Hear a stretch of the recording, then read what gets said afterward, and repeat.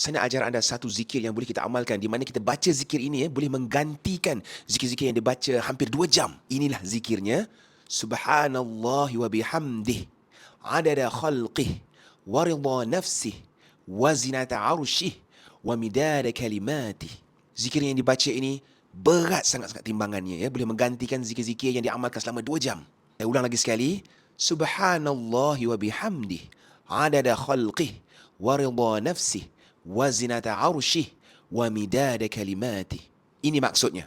Sedikit background story berkenaan zikir yang saya ajar tadi.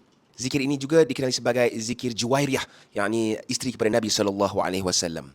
Ceritanya pada satu hari itu sebelum Nabi nak keluar pergi solat subuh di masjid, dan dia dapati Juwairiyah binti Harith radhiyallahu anhu, isteri Nabi, duduk di tempatnya untuk solat subuh. Jadi bila Nabi keluar solat dan kembali balik ke rumah, baginda sallallahu alaihi wasallam mendapati Juwairiyah masih lagi di tempatnya berzikir hingga masuk waktu duha. Nabi Muhammad sallallahu alaihi wasallam pergi kepada Juwairiyah dan katakan, "Nak tak aku ajar satu zikir yang di mana kau berzikir ini 3 kali boleh menggantikan berjam-jam yang kau zikir tadi." Nabi Muhammad sallallahu alaihi wasallam mengajarkan zikir yang saya sebut tadi. Jadi jom kita amalkan.